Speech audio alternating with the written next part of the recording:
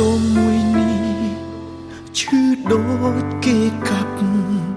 ព្រោះតែអូនសំឡាប់ស្នេហាយើងចប់ត្រឹមនឹង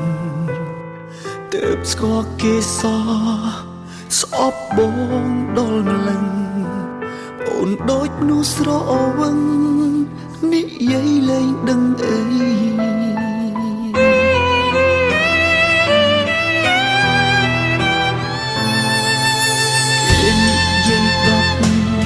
អូនជឿដល់មួយរយគេស្នាពេកហើយបានអូនក្បែររាល់ថ្ងៃបងអ្នកចាញ់ស្នេហ៍ត្រឹមមើលគេថៃថ្លៃគ្មានសិទ្ធអាចធ្វើអ្វីក្រៅពីក្តាប់ដៃយំមួយនាទីក៏ឈឺឲ្យតែនឹកដល់អូនពេលដងលែងនៅខ្លួនធ្លាក់ដល់ដីក៏ពួនជ្រងវាឈឺខ្លាំងបំផុតស្ទើរតែមិនអាចទ្រាំឲ្យគ្រូពេទ្យសំថ្នាំលេបយ៉ាងណាក៏មិនបាត់ជុំខ្វះអ្នកថែរស់បានយូរប៉ុណ្ណាដល់ដំហើមពេលណាហើយឈ្មោះអូនមិនចេះដាច់ចិត្តនឹកអូនមួយនេះវាក៏ដូចក្របខ្សាច់ប្រហែលអាចស្ទះស្លាប់ព្រោះមិនអាចប្រាប់ដល់អូនអូន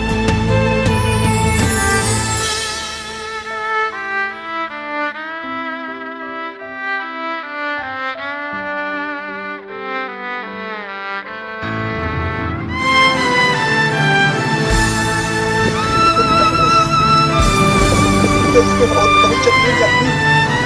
បងមិនចូលណាថាបងមានអ្វីត្រូវយ៉ាងដូចគេអត់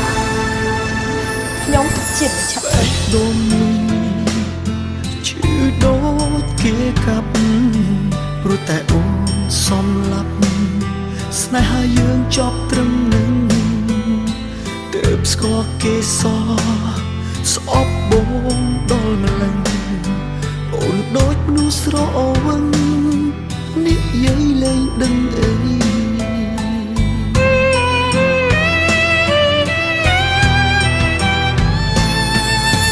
គេនិយាយដល់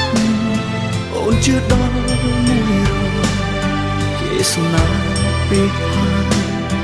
បានអូនក្បែររាល់ថ្ងៃបងអ្នកចាញ់ស្នេហ៍ត្រឹមមើលគេថៃថ្លៃគ្មានសិទ្ធអាចធ្វើអ្វី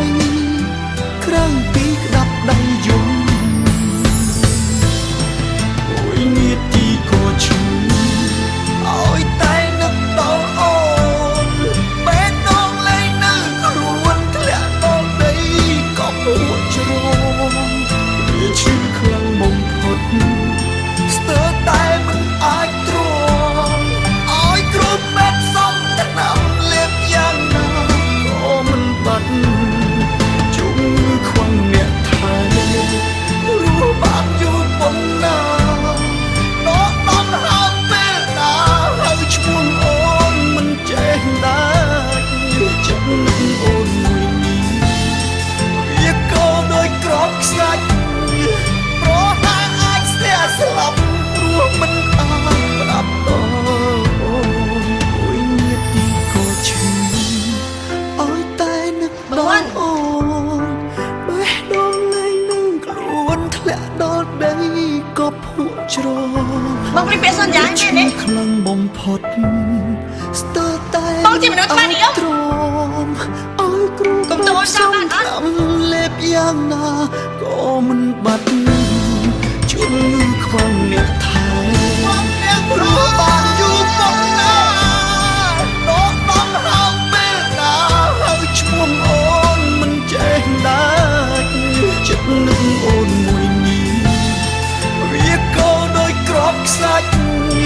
ប្រហែលអាចស្ទះស្លាប់ព្រោះមិនអាចប្រាប់ដល់អូនចិត្តនឹកអូនមួយនេះវាក៏ដូចក្របខ្សាច់ប្រហែលអាចស្ទះស្លាប់ព្រោះមិនអាច ប្រាប់ដល់អូន